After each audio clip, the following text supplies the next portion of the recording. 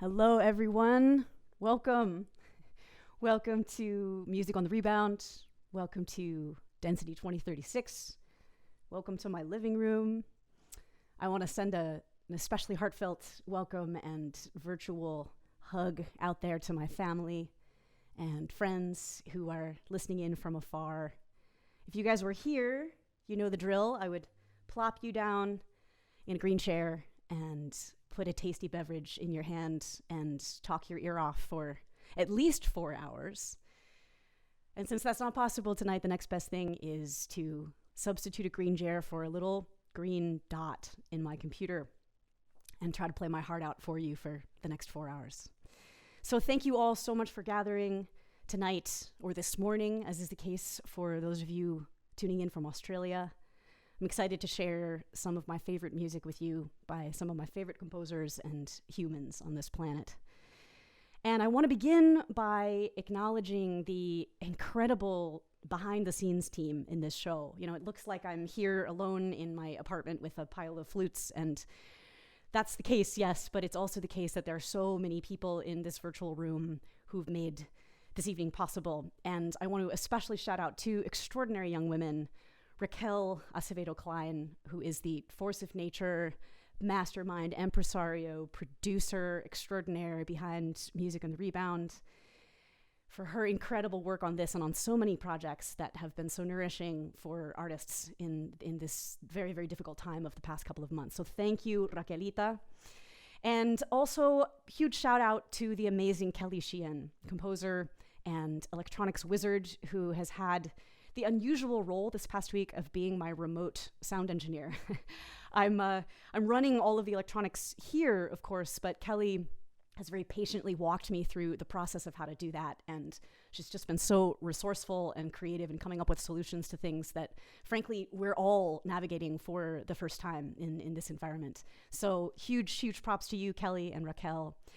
I also want to thank New Music USA and my fellow Solidarity Fund committee members for their tireless work over the past 2 months in setting up the Solidarity Fund and administering it. We are, as of this afternoon, we are at $461,000 toward a goal of $500,000. And anything that's raised tonight, of course, will go directly to that fund, and 100% of those monies will go directly into the pockets of struggling musicians who've had premieres and concerts canceled because of the pandemic. And, you know, as I was watching that little trailer we played at the top of the show just a few moments ago, I was just, again, so moved seeing the names of all of these people who have opened their hearts and opened their wallets to this cause. And in our relatively small, I mean, I think some would say obscure community that is the community of new music, it's astounding to see just how many people have made contributions. So thank you all. And thank you as well to all of the artists who have directed donations at their own events to the fund. And I also want to say, perhaps most importantly, thank you to the applicants and grant recipients. Thank you for your work, and we believe in you, and we want to have your back during this time.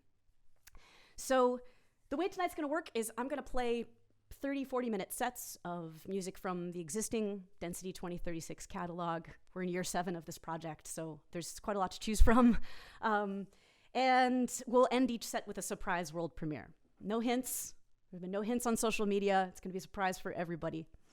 And during the set breaks, we don't want you to be bored, so we've put together some premieres of videos of collaborations that have materialized during these quarantine, self-isolated periods, as well as some beautiful interviews that Raquel did with all of the composers with many of the composers who are featured tonight.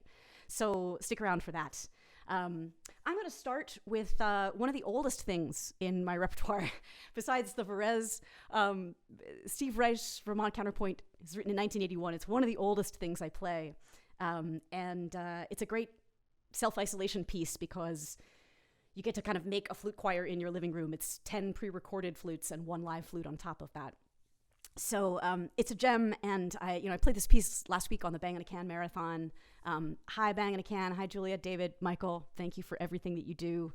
And And I've played it many times, but every time I learn something from it. Every time it kicks my butt, and every time I love it even more. So this is Vermont Counterpoint by Steve Reich.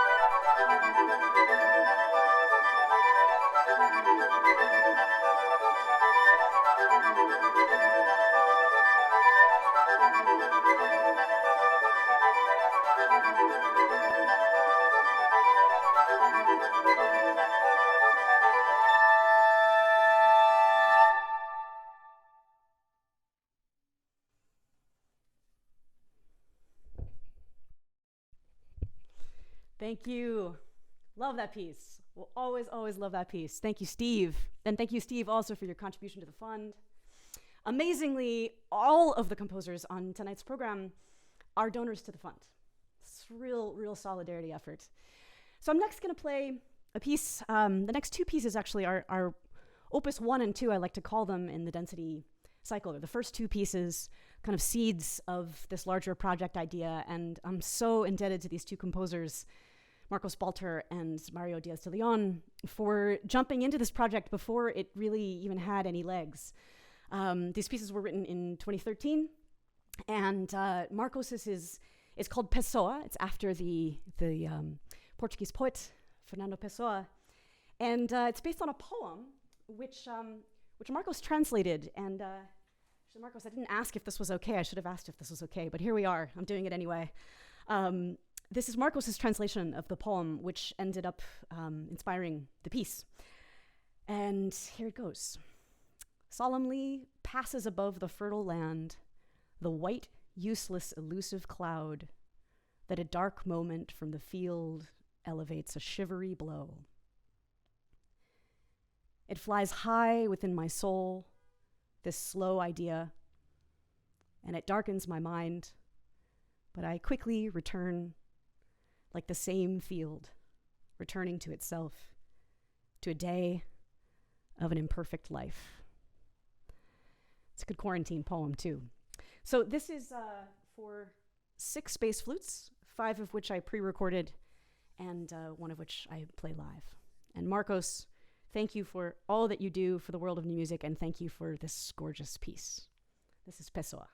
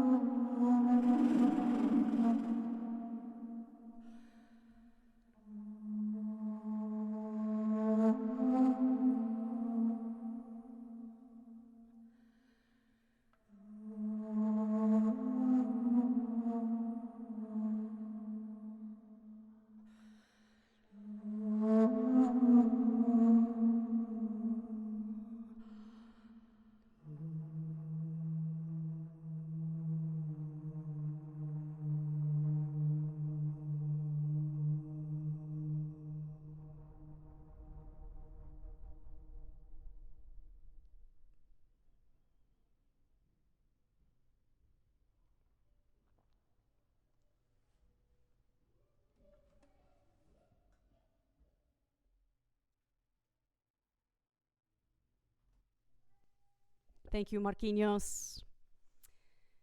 So this next piece, as I mentioned, by Mario Diaz de Leon. Hey, Mario, congrats on your new record. It sounds awesome. This is also written in 2013. It's called Luciform for flute and electronics. And this one I want to send out to my former bandmates, Joshua Rubin and Rebecca Heller. You know, we used to say in ICE that even when we have solo projects, they're collaborative projects, right? And so this piece has an older brother in Joshua Rubin, beautiful bass clarinet and electronics piece in the same series called The Soul is the Arena. I mean, Mario just has the best titles, right?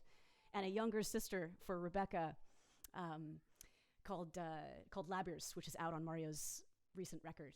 So I'm the middle child here and excited to play this old friend for you. So this is Luciform by Mario Diaz de Leon.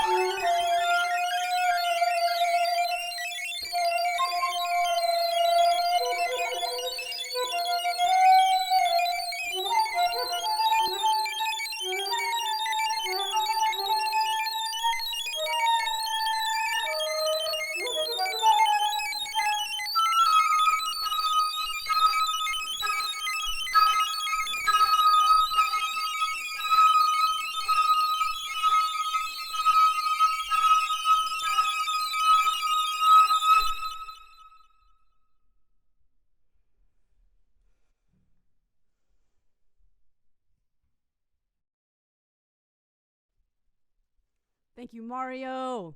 Mwah. So, to end this little set, our surprise world premiere, I'm really excited about this one, is by my dear friend Richard Beaudoin. And it's called Life, Life, Life. And it's, I've been joking with my friends that There are lots of bad quarantine ideas, you know? I've been calling them QBIs, but there's some good quarantine ideas too.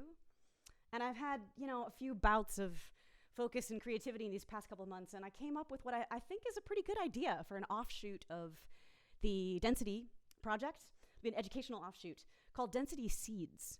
And the idea behind Seeds is that, you know, when we're studying classical music, when we're little kids, we've got little hands, little lungs, we play Minuet in G, we play great works of Schubert, Bach, Mozart, Beethoven, we play little snippets of them. And, you know, why shouldn't we also play little snippets, little extractions, little miniatures meant for small hands and small lungs that are written by the greatest composers of our time?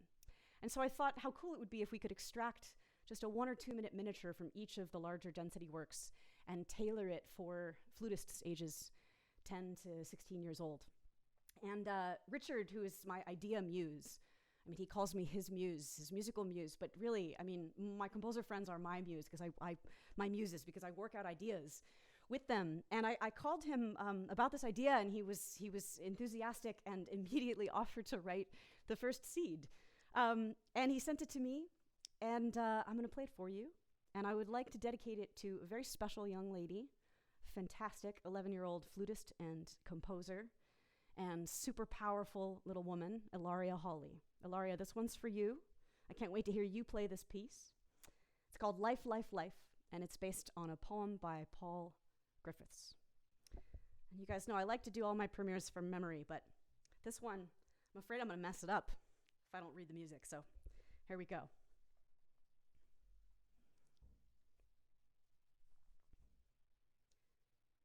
If you think about it, life. If you think about it, think about it. If you think about it, when you think about it, life, life, life. If you think about it, life. If you think about it, think about it. If you think about it, life, life.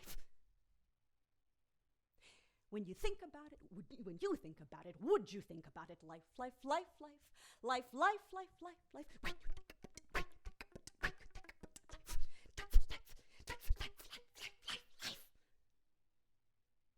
If you think about it, if we think about it, if you think about it, life, life. If you think about it, life, life, life, dot, dot, dot.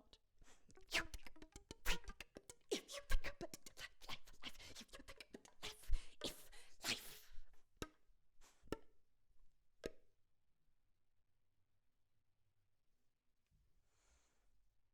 Thank you, Richard. Thank you, Ilaria, for being our muse.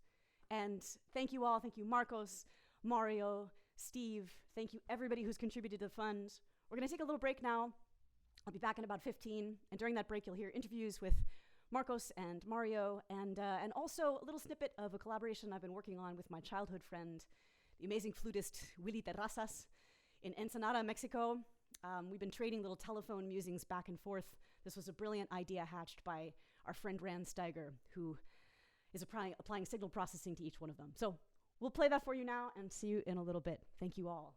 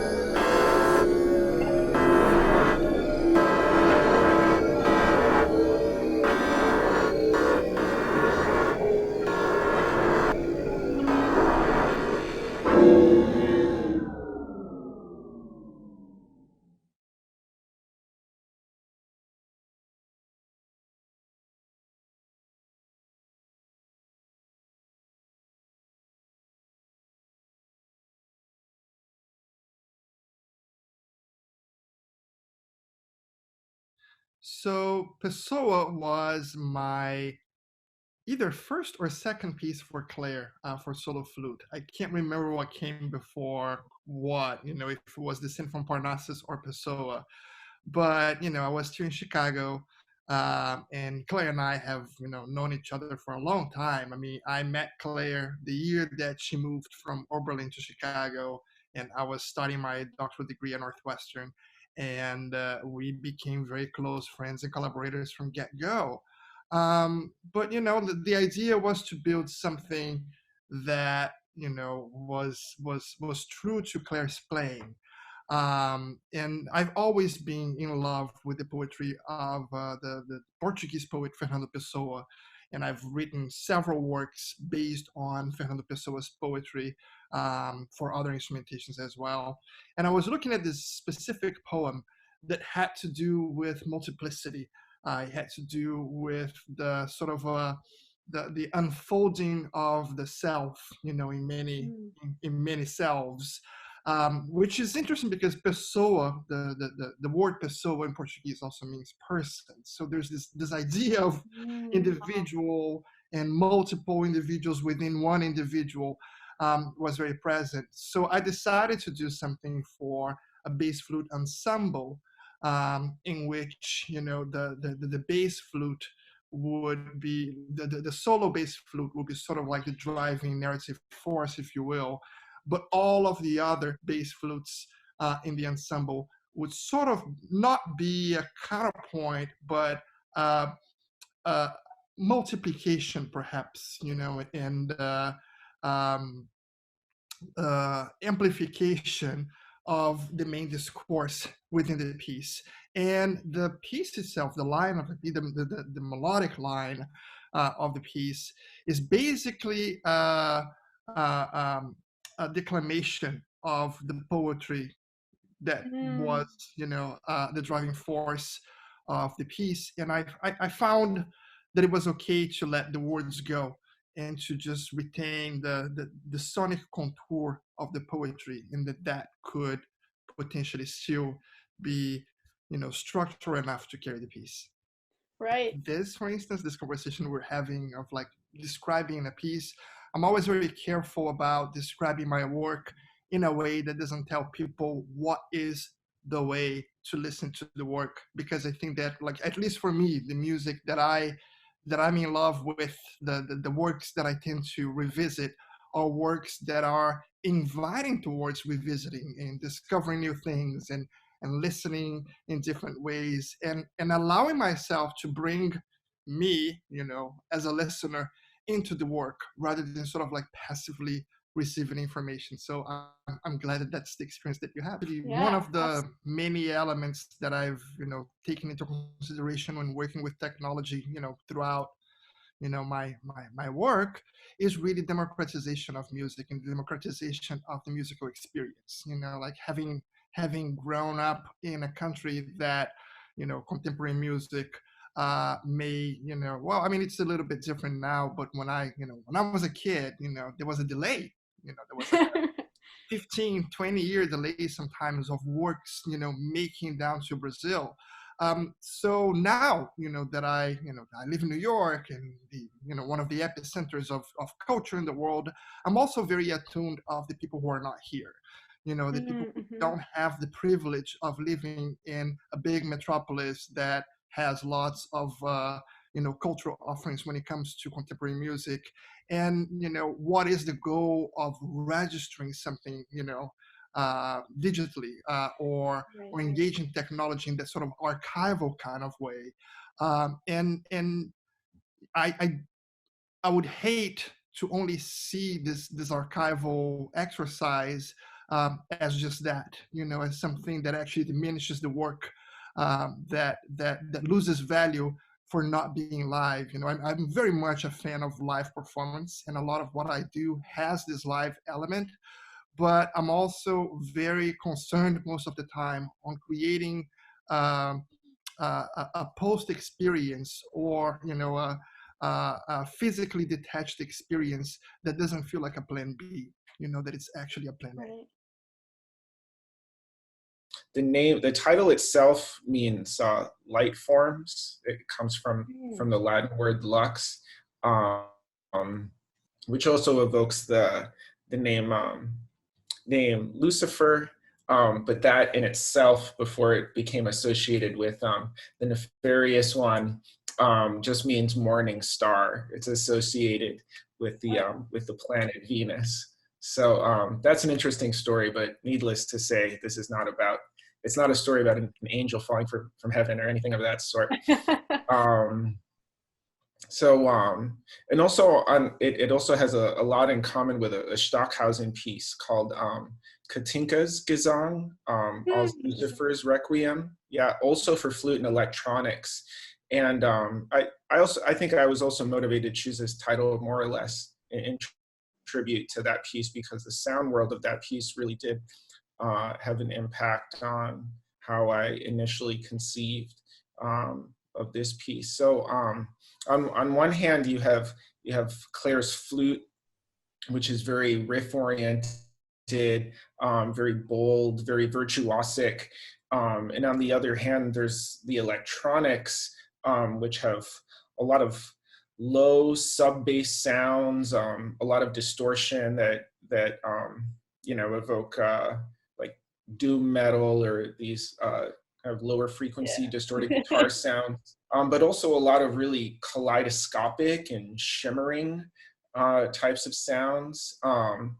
So the flute also has this kind of lyricism, right, to it. The way Claire plays it, it has it and with such boldness, and it kind of plays with the darkness of these lower frequency sounds, with intention, with boldness, and a lot of this. One way I think about the combination of electronics and Claire's flute are that they generate these light forms, right? Wow. Which appear as all kinds of different hybrids between them. I mean, the most famous one from this piece is, of course, that heavy metal flute sound, right. That a lot of people have remarked that they enjoy, but there's all kinds of other examples in the piece. It's funny, my impressions of Luciform they change over the years, because I'm not the same person I was 10 years ago when I wrote it. And I just gave it another listen, her recording of it recently, and one thing I heard about it was this sense of dynamism, and it's kind of in combination with those bass sounds and just the sheer boldness of her playing. One thing that occurred to me now was, it's like these bass sounds are these like monolithic walls of sound. They're kind of oppressive in a way, intentionally so, you know, heavy metal, volume, things of that nature. And what I'm hearing with this piece in Claire's performance of it now is, how do you work with something that feels so oppressive, and create dynamism out of it, create vitality out of it, create abundance out of it. And that was a reflection I most recently had, and it seemed fitting for this time. Claire and I had been working together for 5 or 6 years prior. We started working together in 2006, 2007. So, and we'd done a whole album together. We collaborated on producing my debut album, and she performed on it, and just a lot of shows and a lot of hangs, and that was on top of going and seeing her perform in things that weren't related to me, that, you know, that were just all the amazing ways she's out in the world. So by the time she asked me for a piece, it was just, it came quite naturally. Wow. Yeah, there was a lot to draw from.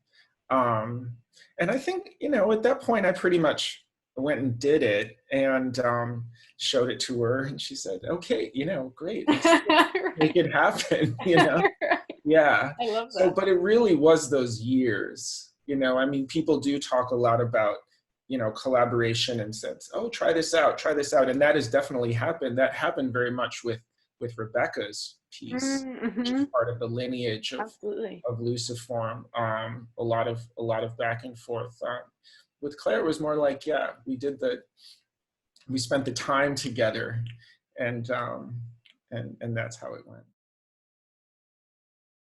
Hey everybody, we're back. So this next set I would like to dedicate to another very special young lady whose birthday it is today, the amazing composer, conductor, teacher, and just inspiration and guide for so many of us, Tanya Leon. Happy birthday, Tanya. These next two are for you. We love you and we appreciate you. We appreciate your contribution to the fund. We also appreciate just your being in the world. I'm ever so glad that you were born. So this next piece is by our dear friend Felipe Lara, and it's called Meditation and Calligraphy. It's for solo bass flute, and it has a kind of companion piece that I don't generally do alongside it, but I'm going to do them as a little set tonight. The second piece is for the regular flute, for the C flute, although there's no such thing as a regular flute, right? It's called Parabolas na Caverna, the parabolas in the cave. And so I'll do them continuously. They both call for a cavernous reverb. And so, you know, one of the joys of being able to virtually select the acoustic environment that we're in for each piece is that for Felipe's piece, I was actually able to select a cave. It's actually kind of like a mashup of the Royal Opera House and an actual cave. So welcome to the cave. And Tanya, feliz cumpleaños, les quiero.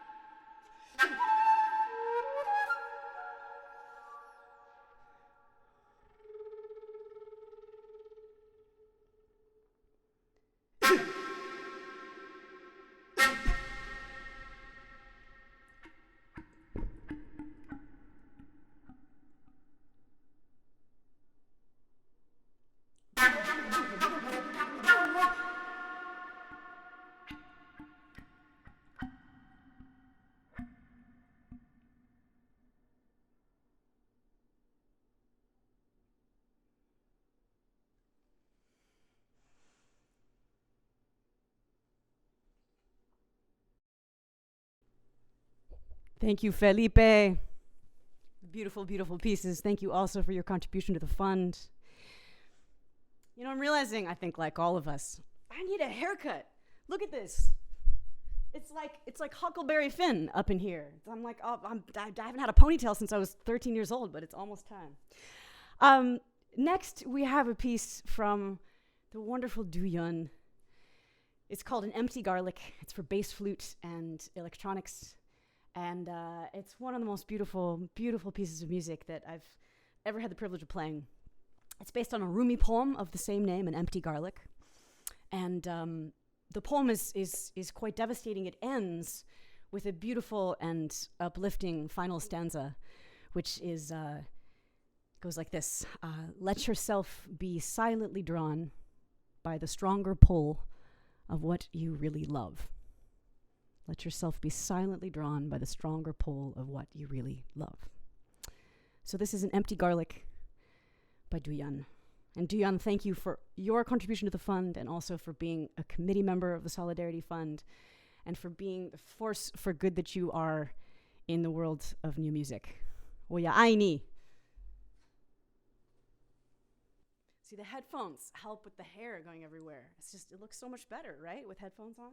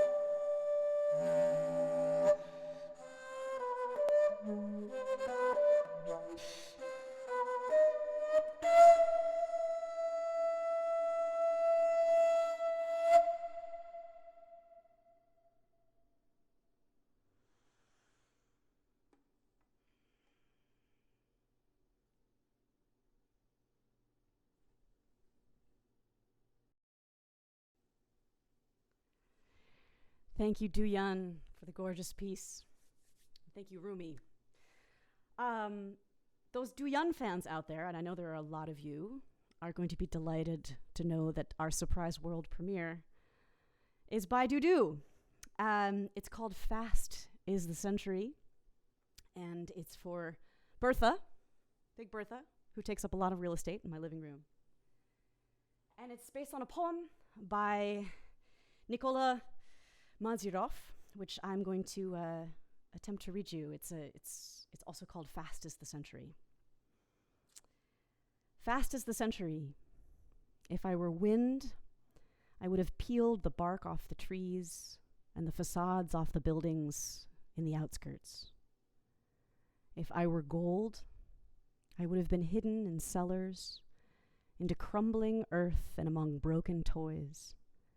I would have been forgotten by the fathers, and their sons would remember me forever.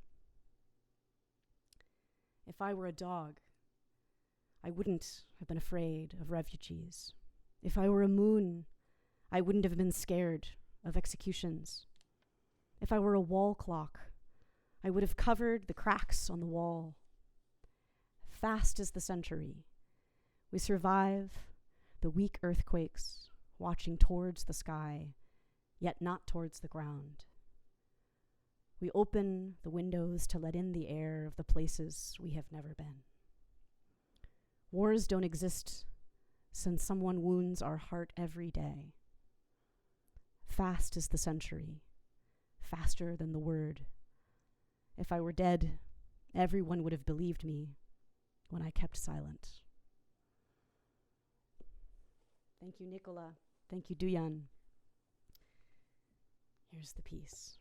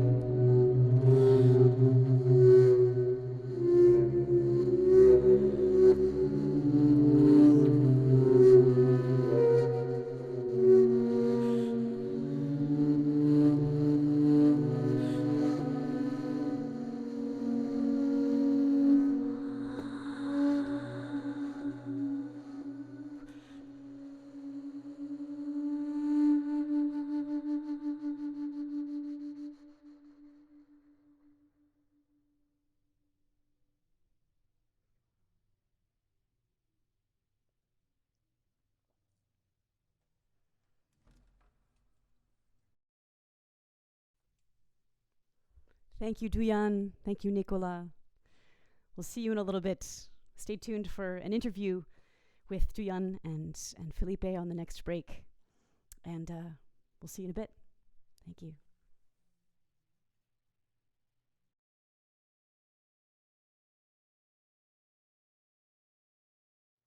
Yeah, this piece is a first piece. Maybe I'll start. Parábolas na Caverna is the bigger piece for flute, more involved, let's say.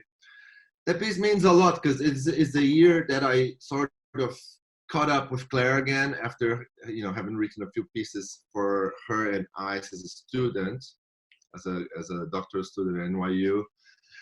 And we caught up after a performance of actually Marcus Balter piece, the Morgan Library, and she asked me to write a piece, which was great, and we sort of reconnected.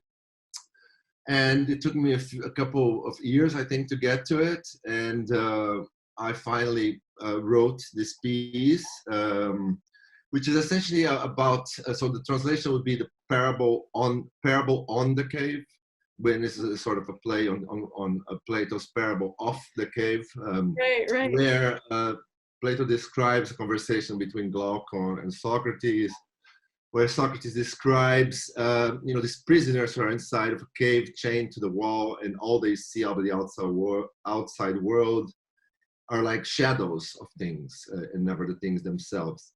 So it was sort of a meditation on the compositional process in many ways, which is ethereal and multiple and sort of unstable, from the first scribble, the first ideas to the scribbles, to the sort of chunks of the score and experimentation with the performer and getting back to work. There's always so many multiple interpretative stages in which the thing itself gets modified and sort of distorted to the very end, and furthermore going to the memory of the listeners and so on. So it's this sort of impossible to grasp that initial thing itself, but you do sort of experience these shadows, but also a play on parables, wave-like shapes that sort of govern the piece for the most part.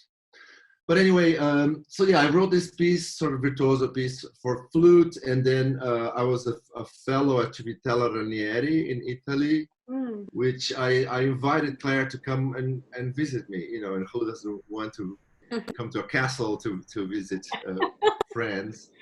And so she, the night before she arrived, one of the other fellows, which he was taking a parenthesis here to the other piece, but who was a Mongolian poet and calligraphist, he showed me his studio, and I was just totally shocked in all the beauty of his calligraphies. So he presented me with 2 calligraphies, which are actually here. I'll show you one. Yes, please. So this is one of them. Oh my God. Which he did for me. So Claire was arriving that night, that morning, and I said, well, why don't I give a gift to this guy back by writing a little piece for Claire? And I remembered when he was explaining me how calligraphies work, how he went about calligraphies, like lots of meditation, hours of meditation, and a very quick gesture, which of course how calligraphies tend to work. So I went to bed thinking, what should I do? And I decided to lay in bed and try to not sort of proper meditate, but to think about, musically meditate, think about what a piece would be really hard, and then go to bed and write the piece in half an hour. So this is sort of what I did, and that's the second piece, or I don't know which order she's playing today, but the piece called Meditation and Calligraphy, which is for bass flute. So then she came to work on the piece. We sort of really twisted and expanded, chopped things up, and really came up with a much more personalized sort of final product, which is rare and a privilege, especially with someone dear to me as Claire, but also a musician of her caliber. And then we sort of premiered the piece there, sort of for a small group of people, and presented this piece for Mendoio, who was this calligraphist. And it was a sort of really beautiful experience. That's the sort of history of these pieces. I worked with Claire, as some of you might know, that already for many years, and for many projects along the way. And gradually, we begin to really get to know each other's thinking process, and we challenge each other's sensibility in terms of how we, not just like, I would say like not just sound, but also how we position ourselves to the music, to our thought process. So for instance, like in Empty Garlic, I begin to think a lot in like references from the poetries and from personal life stories. And I use those moments as if it's in scene, right? But in like box ones, to say this is a garden, and then there's another poetry line and things. But to function as a rehearsal mark, but also to function as expression markings. Because for me, I'd be like, what is allegro vivace? Like, it doesn't make any sense today anymore. I think that let's use language that we understand, and not just language. I mean, obviously we all understand what allegro means, but I think language essentially in itself is how our relationship to our understandings of either a existence or our memories. So certain lines and certain words will sound and feel very different in personal way, or however way, to both the creator and the performer. And performer, of course, is the creator themselves, and to relationship to our audience as well. So I found those really speak much closer of what I wanted to communicate than, say, some other things. So in this little bit something that I also tried with the lines, like Passages of the Century, and especially in this time, I was like, oh, I need to have a fermata, like a grand pause, some things. But like GP is boring. When Nicola wrote, if I were wind, I would have peeled the bark off the trees. In itself, like, it just calls for that breathing to, and whatever that means to Claire as well, right? So I just want to make sure that Claire is part of that conversation as well. And each of us are dealing with our immediate environment very differently, and we're all kind of isolated, but we are meeting in a very virtually way. But I cannot dictate the performers and audience understanding, and because I feel like this time is at once so private and also universal more than ever. This project in particular, Density 2036, is kind of like this multi-year project that expresses how wonderful and valuable that the idea of community is. Having, a group of composers you included, creating works not just for Claire but with Claire, is this wonderful representation of the trust that you have instilled in your relationship with Claire, and the community that is attached to that. And I think between that and the New Music Solidarity Fund that you guys have been such a driving force behind, it's beyond special. It is a positive reminder that the word solidarity truly means that we are here for one another. Welcome back. I am excited to play this piece for you by the great Dai Fujikura. It's past Dai's bedtime in London, so I'm going to send him a video of this. Unfortunately, he can't listen in right now because he's sleeping peacefully. It's called Leela, which is a Sanskrit word for kind of play, creative play, divine play, the play, creative play of a child. And it's great fun to play. So Here we go. This is Lila by Dai Fujikura.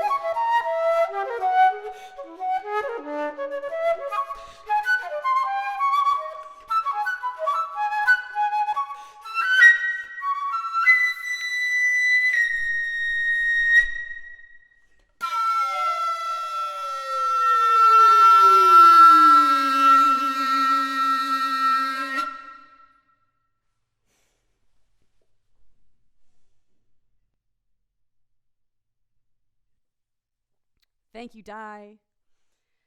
We'll come back to Dai a little bit later, and you'll hear his charming interview with Raquel on the next break. We're next going to turn to the music of Suzanne Farrin.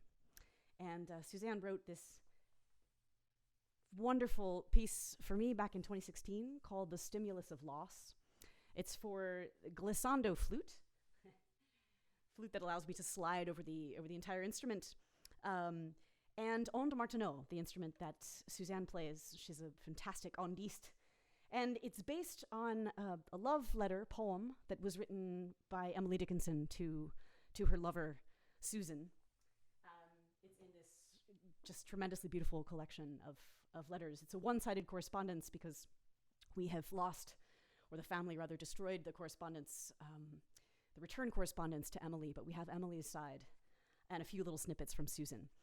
So it's based on one of the poems in that collection. It's called The Stimulus of Loss, and it begins, "The stimulus of loss makes most possession mean, indemnity for loneliness that such a bliss has been." And in this recording, you'll hear what sound like electronics. The electronic part is simply a performance of Suzanne playing the onde martineau. And so it's also, I think, a really good self-isolation piece. I feel like I'm playing, not just with a track, but with a previous human performance of a dear friend of mine. So this is The Stimulus of Loss by Suzanne Farrin.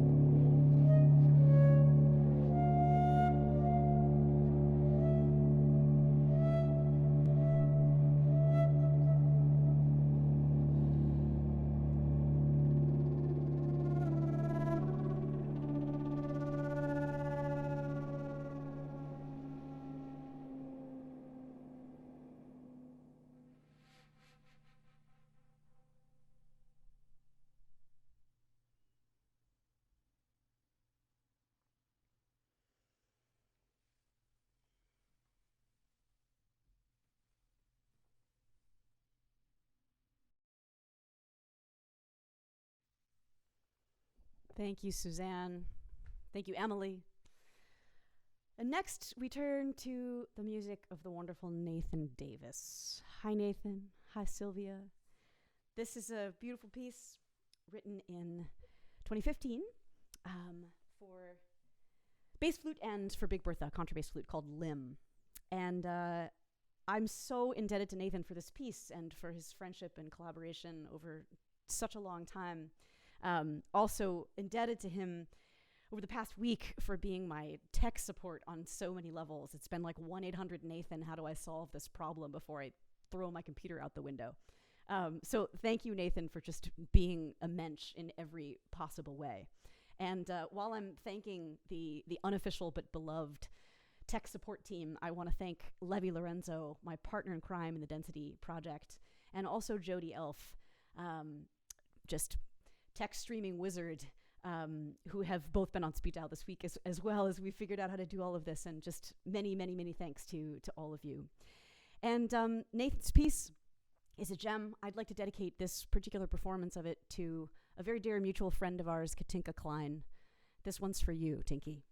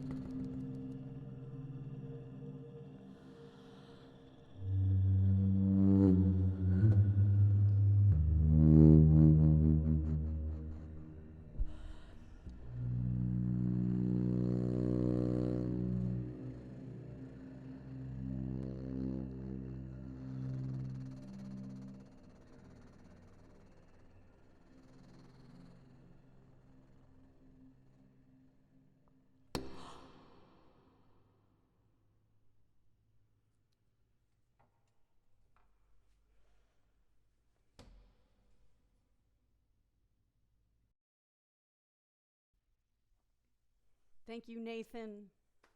Thank you, Bertha.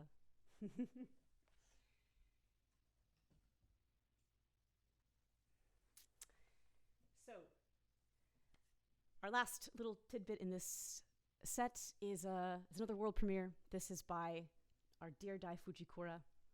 It's a piece he wrote, just dashed off a few days ago.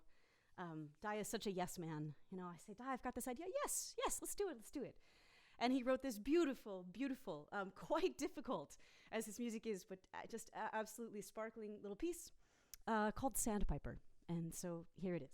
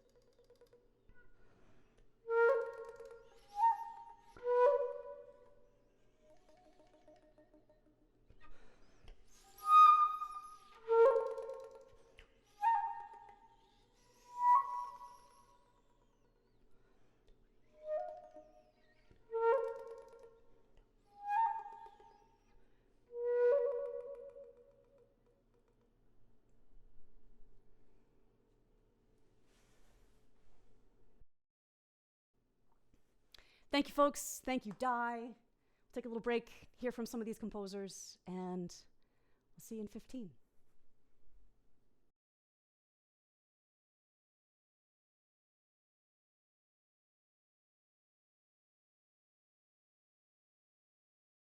Because of this strange time, it's not surprising that Claire, who is, in my opinion, she's always a leader. She's always, I mean, you know, it's she's just as far as I know. I mean, I'm sure you know, everybody knows better, but from over here in England, as much as I could read, I remember she set up some funding or something to help freelancers who does new music players. I mean, that's just, I mean, I'm not surprised that she did this because of, but that's kind of amazing because this is not like, this is not a time like, for example, like Japan had an earthquake and it lets donate money to send it to people in Japan, you know, because this is like everybody, including her. Right.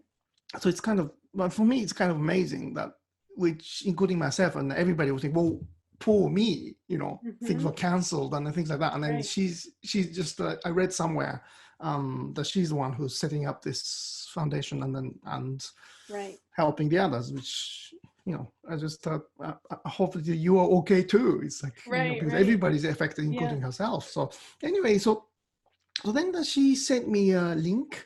This is the funny thing. She sent me the link. She sent me the link that yes, for this foundation. And funny enough, that I'm also completely freelance, and composer, and the only how can I say, income source of the family. I mean, household. Sure.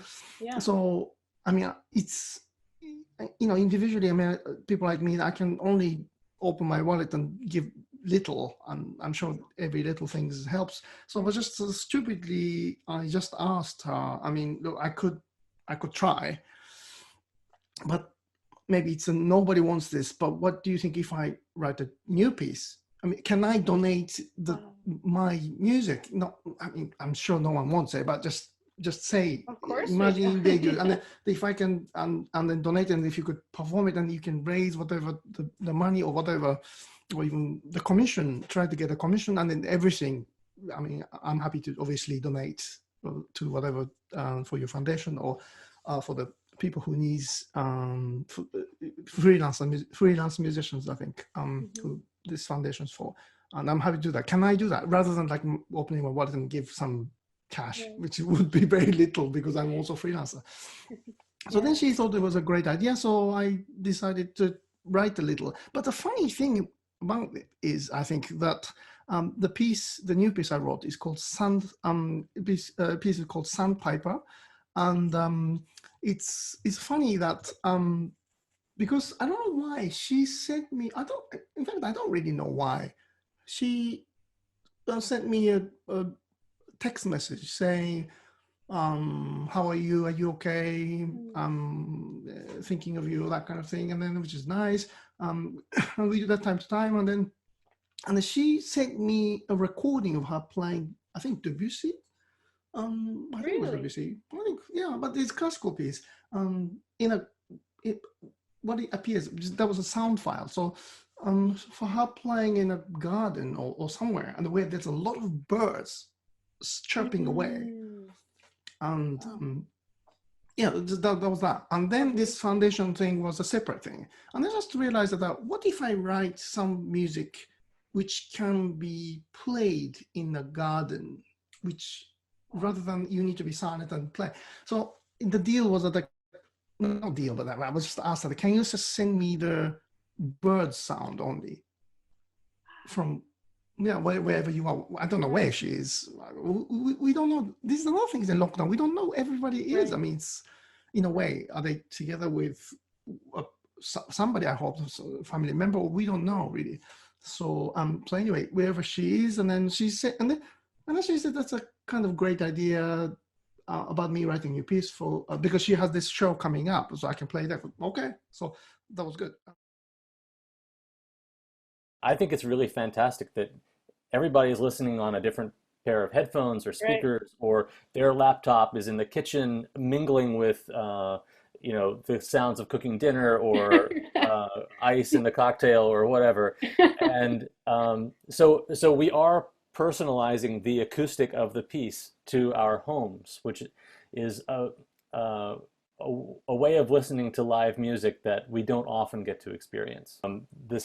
The piece Lim, as I originally conceived it, was kind of a studio piece to be performed live. And this was for one of her density concerts at the kitchen, and we had lots of equipment available. So, before I knew it, I was asking for 6 microphones on different holes and different keys, and like a contact microphone, and of course bass and contrabass flutes, and spatialization to 4 speakers, and live processing, the works. And as she's toured it over the years, we've streamlined it to fit different opportunities, different circumstances, different limitations, yes, but having started with this point of creating the piece with all these things malleable, we've been able to distill it to essentials.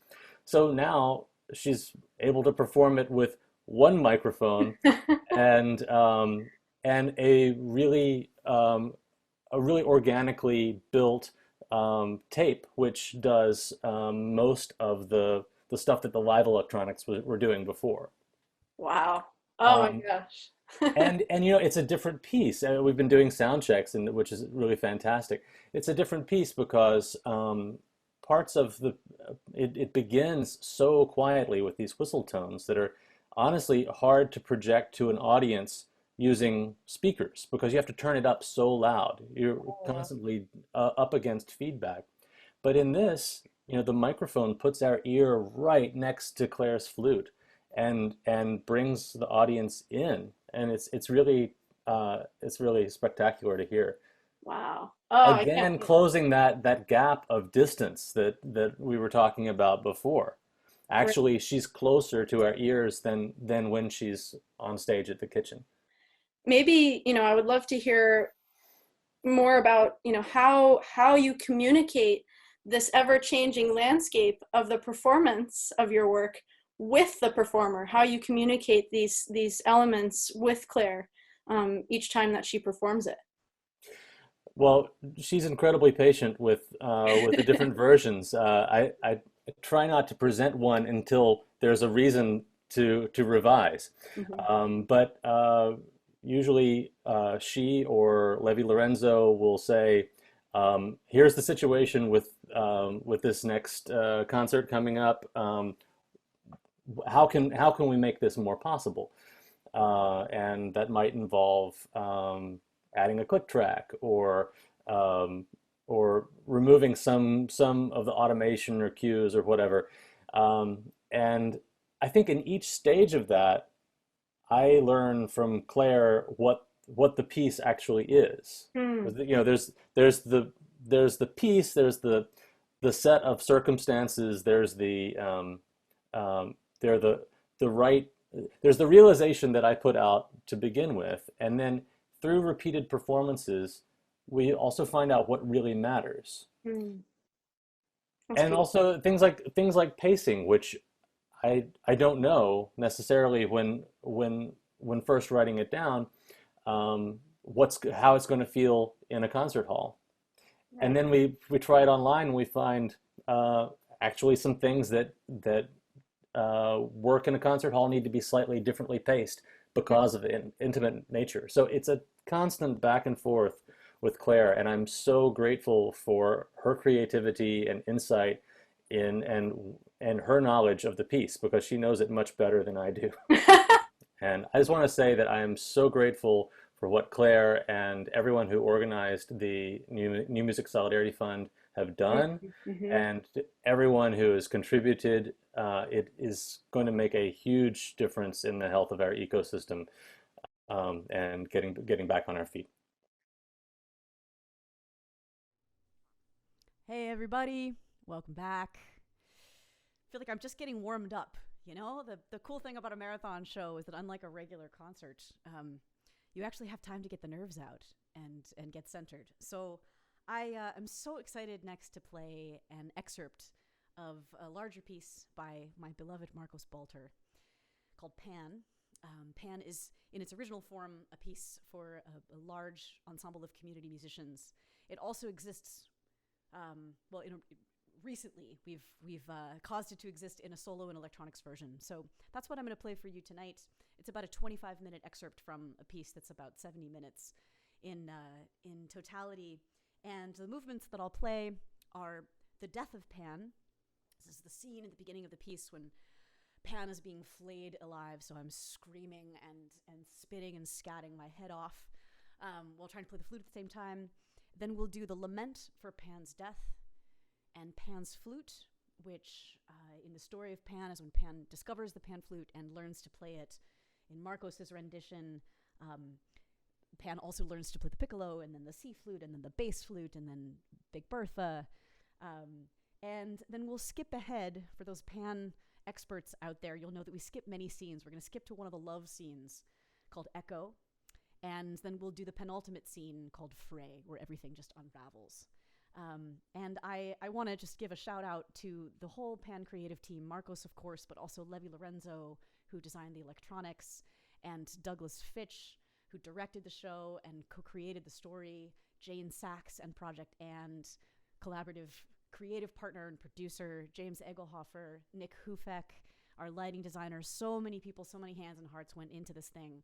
And also the hundreds of volunteers, of community members who have made different Pan performances possible in different areas in the world. So I know that many of you are watching tonight, and I just want to dedicate this to all of you who have participated in a Pan performance before.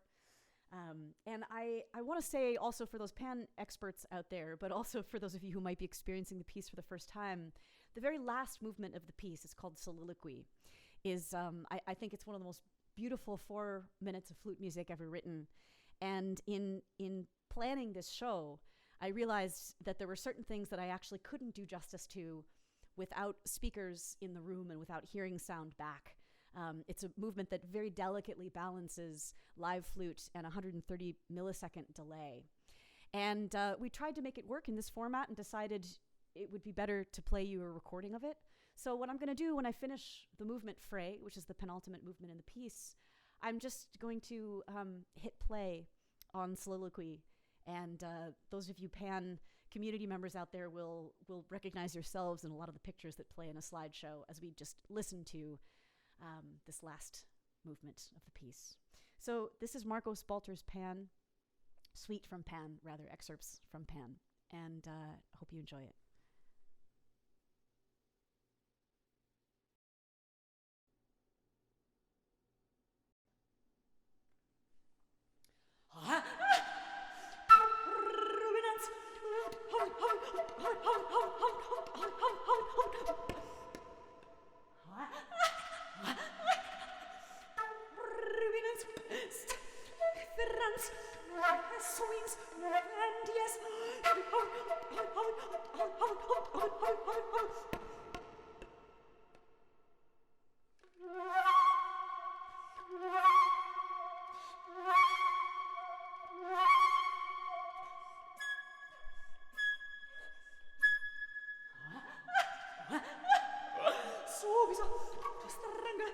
Non faremo, non evitando.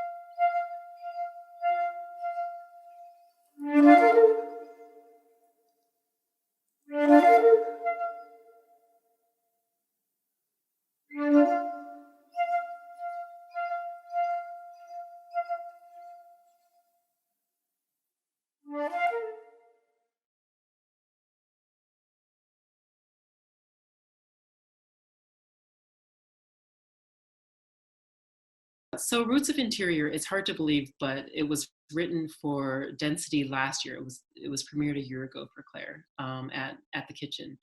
And it was a piece that was inspired by my experience when I was pregnant with my second child. And so while this is happening, while you're pregnant, you have these doctor's appointments where you listen, the confirmation of life is to listen to the heartbeat. So this is even before you're sure that you're pregnant. The confirmation is they put this ultrasound or stethoscope essentially like on your stomach, and you hear this fluttering heartbeat that is like faster than a hummingbird. And that's when you know there's this other life that's living inside of you. And at some doctor's appointment, they were searching for the baby's heartbeat. And at a very specific spot, I heard both my heartbeat and the baby's heartbeat going simultaneously in counterpoint. And that really was sort of the seed of this piece, where I really wanted to use the heartbeat as the inspiration for the piece. And to really get up close to Claire as a performer and a friend that I've known for like over 2 decades. And to get into that type of intimate space with her was going to be something very, very special for me. I should say the first part of the piece, we recorded her heartbeat, and that was sampled and used for the first half of the piece. The second part of the piece, we recorded her heartbeat and let it played, and eventually, not in the live version tomorrow, but usually there's a second performer that comes up with a stethoscope where we get to hear her heartbeat at that moment. And the question was, what does her heart sound like now, and what will it sound like in 2036 when she does this insane marathon? And it's the same Claire, but perhaps a different body, and the body itself being this environment that changes, that we don't always think about in that type of way, with the heart as this constant pump. And one of the fun sort of experiments that came from this was, working with Levy and some of the other people at the artist residency we were working at. And we would just randomly put the stethoscope on people, thinking, it's a heartbeat, but everyone's heartbeat sounded really different. You just kind of make these assumptions. And Claire's in particular has like this little like triplet kick to it, bum, bum, bum, bum, bum, bum, bum, bum, bum, bum. And if you listen carefully, sometimes towards the end of the piece, you'll hear like this, eurythmic heart that is actually just like a part of where her heart was that day when we were recording her. Yeah.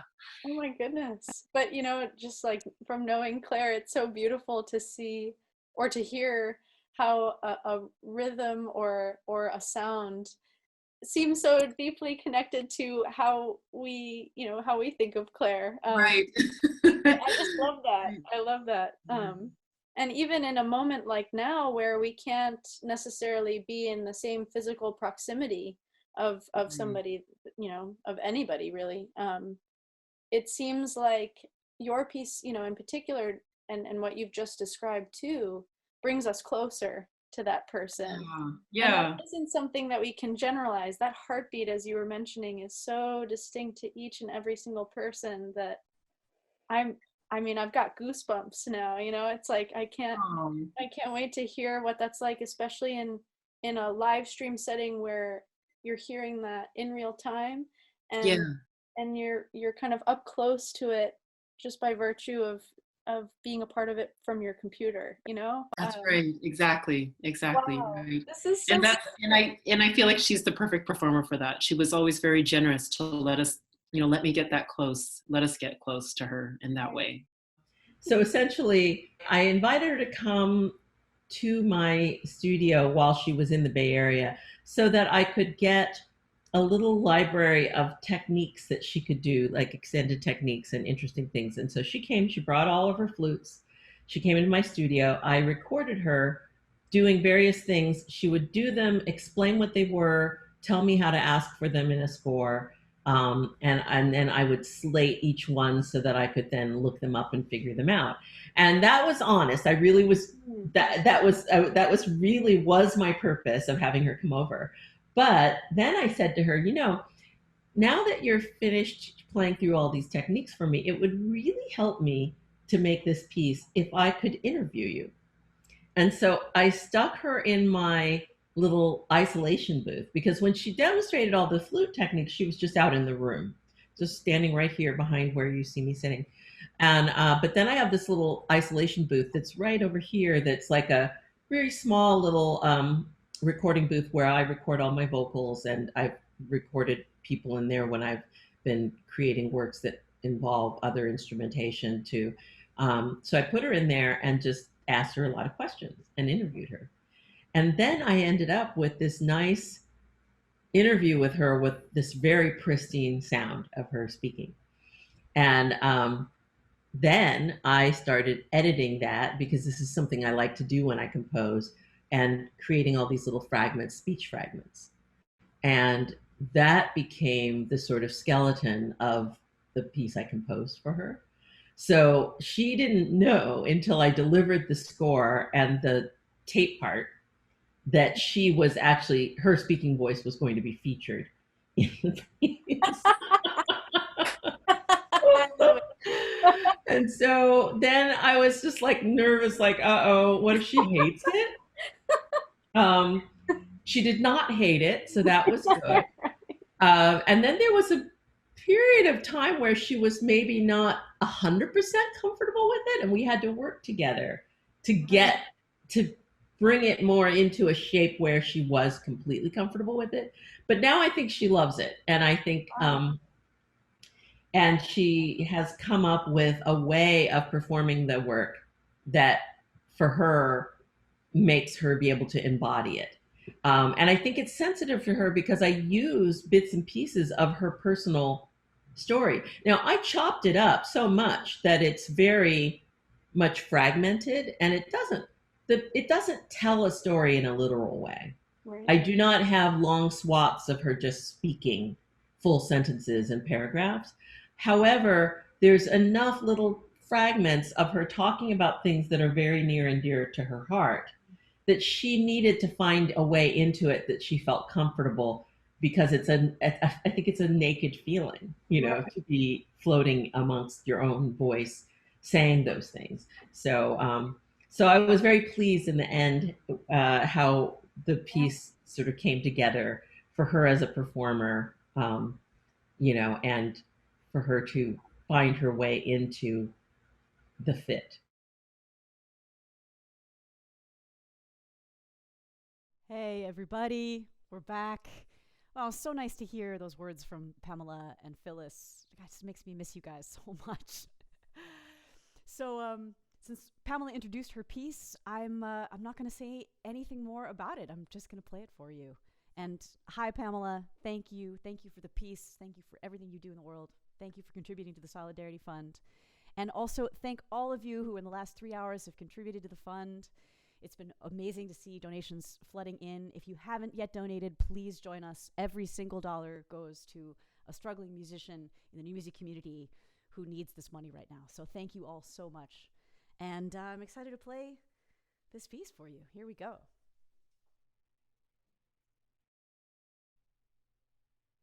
One, two, three, third, fourth, five, fifth, sixth, sixth, seven, seventh, eight, eighth, 11, 12, 15, 18, 36, 58, 100, 2000.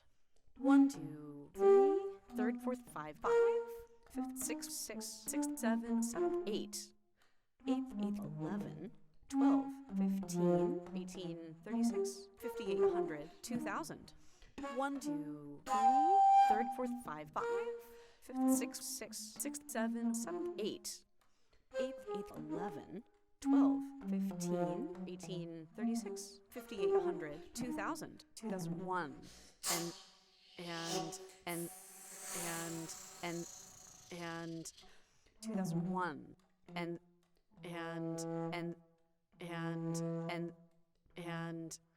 2001, and just maybe and, like and, I was and it is 2001 and beyond just and I think maybe like I was and often do it is 2001 because and I think maybe I think like I was and often do it is 2001 and just one and I think maybe I think like I was and but then the it is did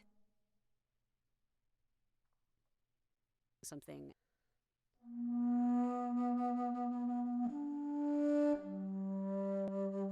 something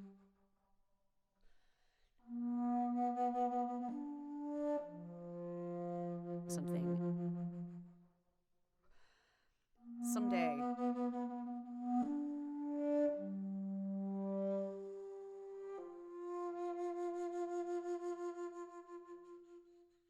something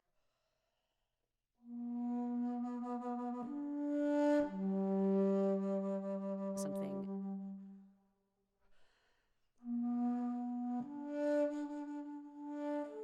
something someday but then the I was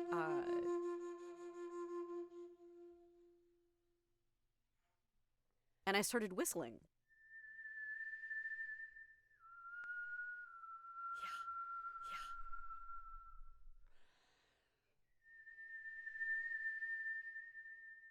Whistler, whistler, whistler.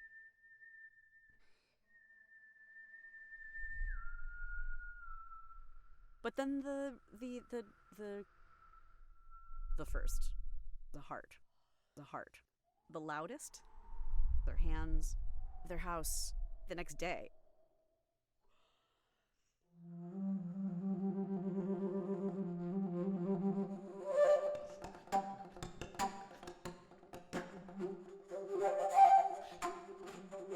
and the darkest and the warmest and the darkest and the warmest and the darkest warmest period of time.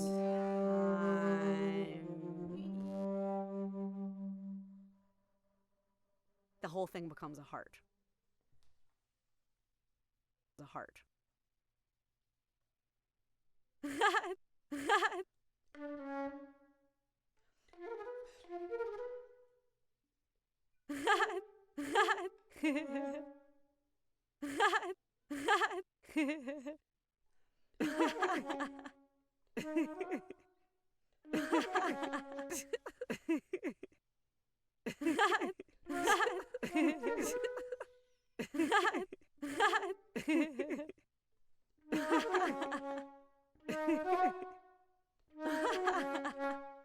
Aww.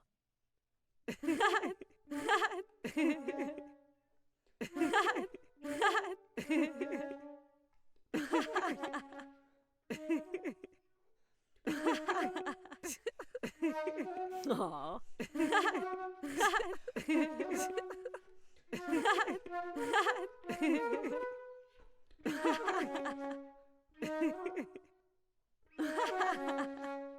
Aww.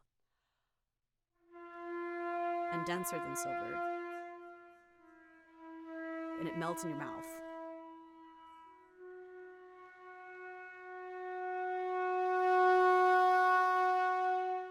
And denser than silver. And it melts in your mouth. And denser than silver.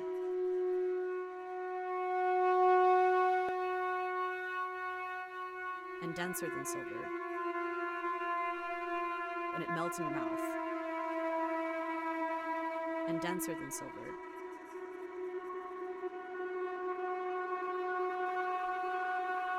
And it melts in your mouth. But then the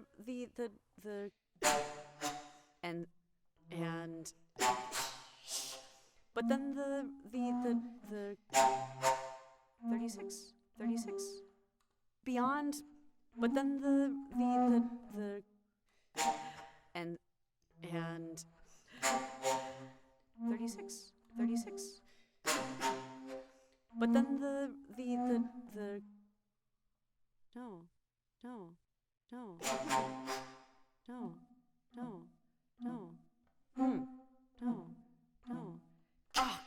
oh wow, no, look like, no, no, I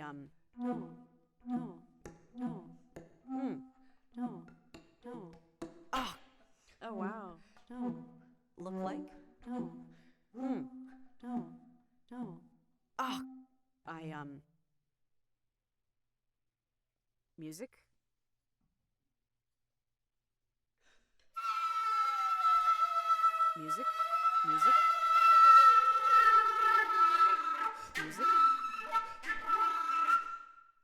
Music. It's so soft. It's so weird. It's so delicious.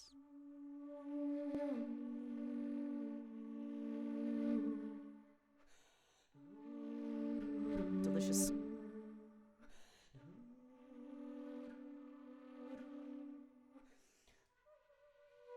Oh.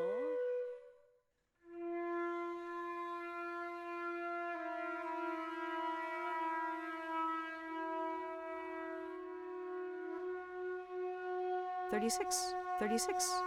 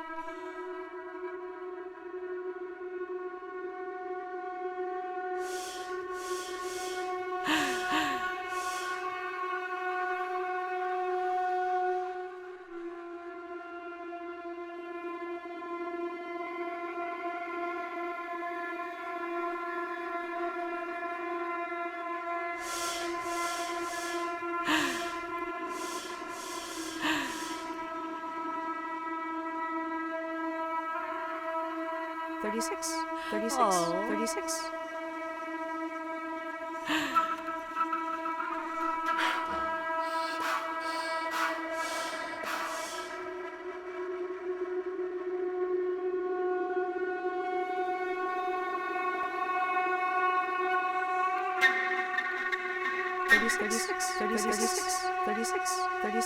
36.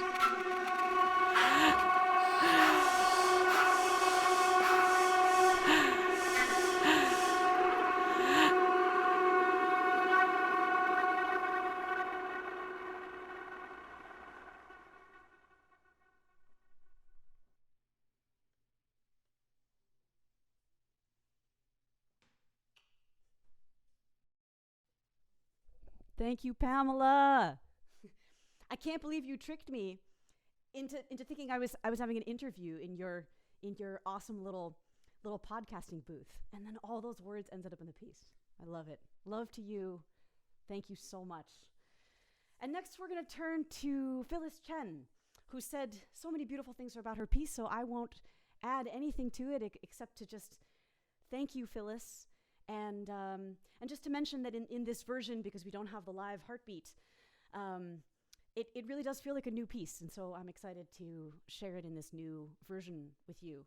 I will say that if you do have headphones handy, this is a piece, even just in the second part of the piece when it gets quiet, this is a piece that would really, well, I would invite you to listen to the heartbeat with headphones. I think you'll hear many different things. So thank you, Phyllis, and here's your gorgeous piece.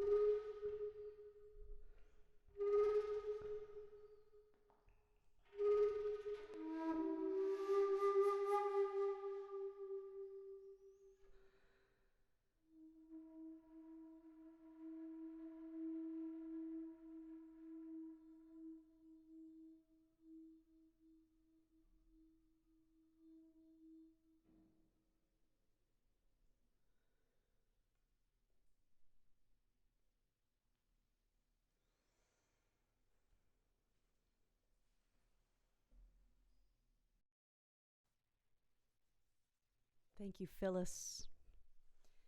I should have mentioned that the piece was dedicated to Pauline Oliveros and Ione, and to their love. And this is a perfect segue to our last piece, which is an excerpt of a piece that Pauline wrote for me in 2015 called Intensity 21.5. Actually, Intensity 20.5, as in 2015. Subtitled A Tribute to Grace Chase. Grace Chase was my grandmother, and when Pauline and I were looking for a text, she asked me what I was reading, and I gave her a whole list of things, but I mentioned that I had a bunch of my grandmother's poems that I was making my way through, and she said, well, let's use those. So that's what the piece has become. In its original version, it's for speaking flutist and lots of handheld percussion, and there's a second movement with Big Bertha at the end in conversation with the expanded instrument system, which is this incredible piece of software that Pauline was working on since 1965. She's a progenitor of so much and so far ahead, so many of her male colleagues in so many ways. And obviously the live interaction is not something we can do here in this environment. So what I've done is taken a previous performance, a recording of a performance of that first section, and I'm just going to play with it, and I'll improvise with it. And in the spirit of Pauline, I don't know entirely what's going to happen, but I'm excited to find out with all of you. So this is an excerpt of Intensity 20.15, A Tribute to Grace by our beloved Pauline Oliveros.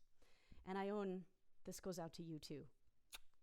I have to reset some props here. Just give me a second. Somebody tell a joke.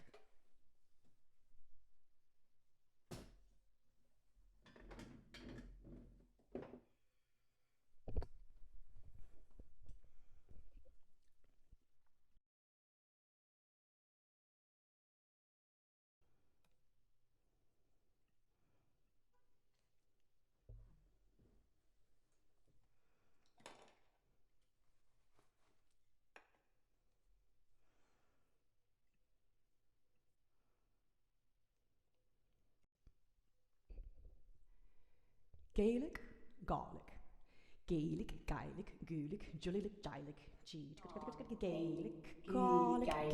Gaelic, Gaelic, Gaelic, Gaelic, Gaelic, Gaelic, Gaelic,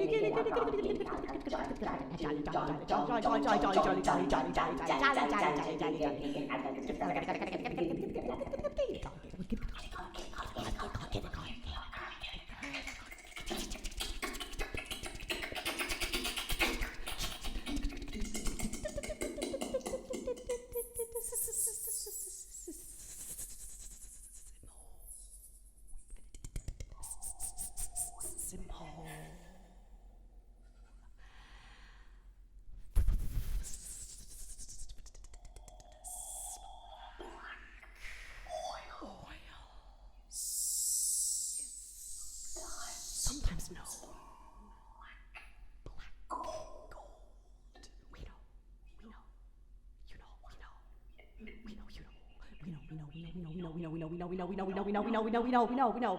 gold. We know. How exciting that sounds. Let's start. What she said. And go back. Let's start and go back. Step by Step. step by step. Step by step by step by step Find by step out by how step it's by done, step by step. and Find out how it's done. Go. And go. Every man, Every woman saying to herself in their heart, yes, and I step on you. The airs. Step. Shoes. Step shoes. The airs. Step shoes.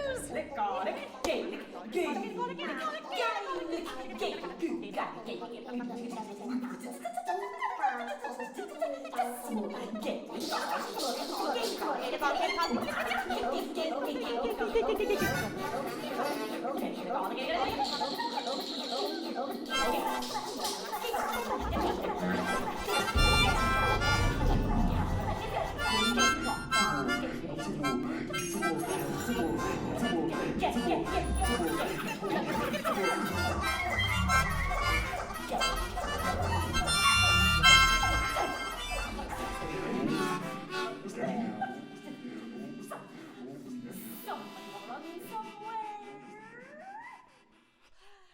I was a child, I did thus, and so now, as a child, I have put away my idle thud and taken up a load of child-like things.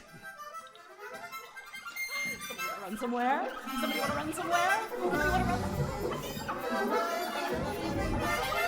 Somebody wanna run somewhere?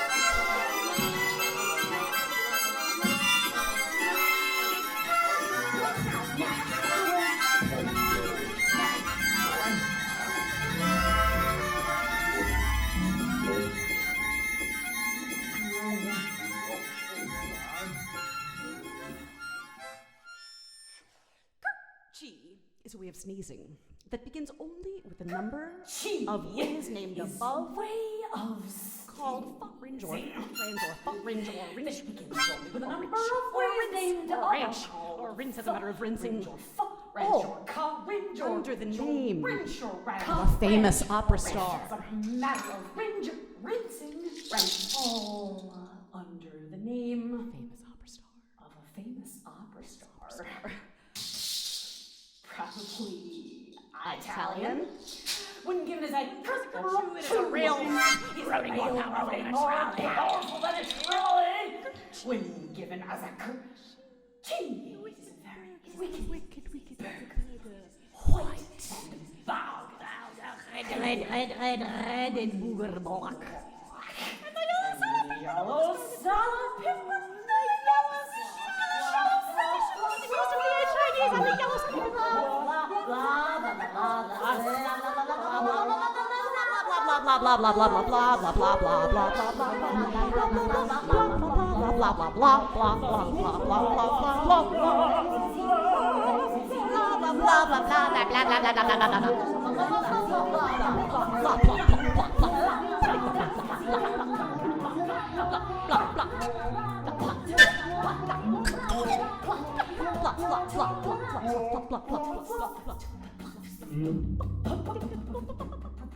Yes, pompous becomes very pompous. She talk, sick, tick, tock, tick, old,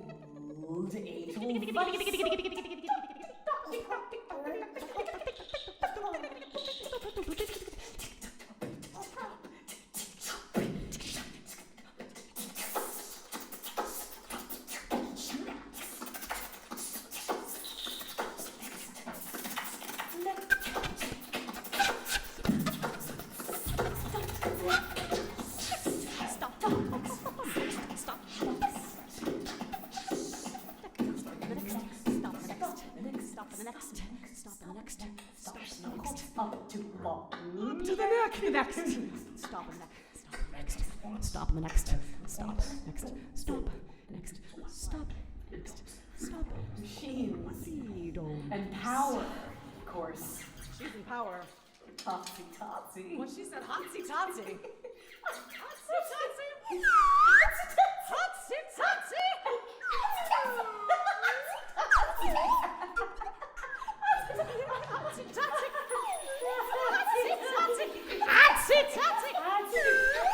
Hotsy totsy, hotsy totsy, hotsy totsy, hotsy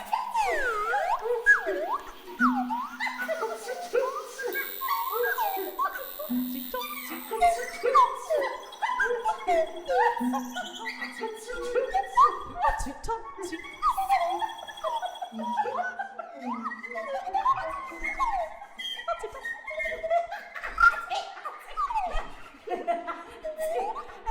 Forgot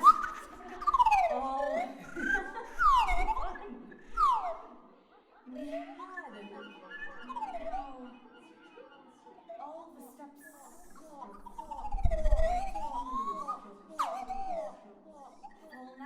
I forgot all the fun we had, and how all the steps fall naturally from where we were. Again, as to have forgot all the fun we had and how all the steps of what to do fall naturally from where we were. Again, as to have forgot all the fun we had, and how all the steps of what to do next fall naturally from where we were. Again, as to have forgot all the fun we had, and how all the steps of what to do fall naturally from where we were. Again, as to have forgot all the fun we had, and how all the steps of what to do fall naturally from where we were. Again, as to have forgot.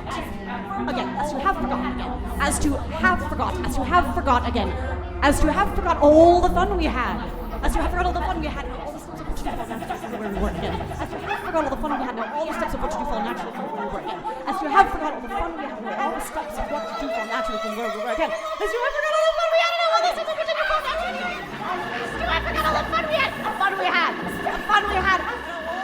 The steps of what to do fall naturally from where we were. Again.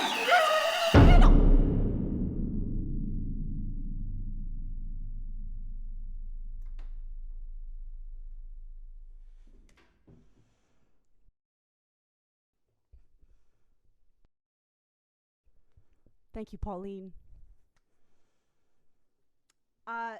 That's it for tonight, except that I would like to send everybody off with a little lullaby. This is a little surprise. You know, tomorrow would have been the world premiere of this astounding new piece for contrabass, flute, and kinetic percussion by the amazing Lisa Lim.